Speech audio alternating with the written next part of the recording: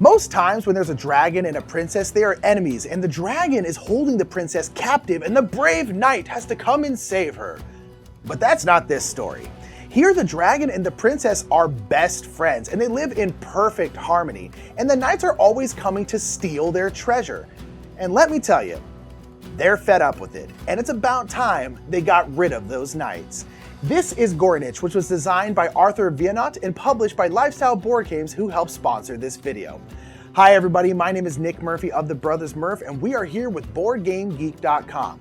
Well, it's time to break out the fire breath, but before we do that, let's get this game down to the table to go a little more in focus on Gorynich. Gorynich is a cooperative tower defense game where players will be working together to guess the intentions of their teammates in order to control Gorynich and send them around the board to take out the knights before they get to the Terem where the princess is. The game board will have the Terem in the middle and the 4 other boards making up the rest of the landscape. Knights will start at the end of the paths and Gorynich will start in the middle. Each player will have 6 cards in their hands, and these will mostly dictate where Gorynich will move. Each round, the start player will flip over a Knight movement card and a Gorynich movement card. These will dictate how far each will move this round. All the Knights immediately move that many spaces along their path, making their way to the Terem. Each player will then play 1 card from their hand which will move Gorynich, cause him to attack, or use one of the available maneuver tiles.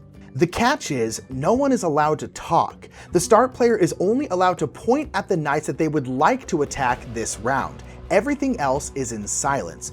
Though if this is your first game or if you're playing with children, you can use speech tokens. The first player will discard one of these tokens and players may then discuss tactics and strategy for 30 seconds. The cards will then reveal and activate in turn order. If a colored arrow is played, Gorynich will move in that arrow's direction as many spaces as the Gorynich movement card indicates. Gorynich may move less than the movement card says, but he must move at least 1 space.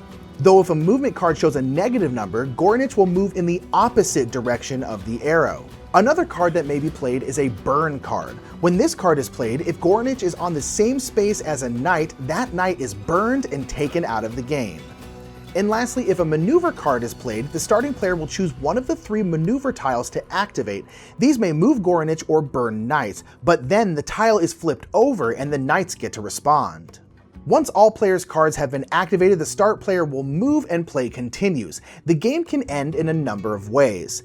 The players will win if Gorynich has burned all of the knights, and they will lose if at least 1 knight reaches the Terem, if Gorynich flies off of the board completely, or if Gorynich accidentally burns the Terem.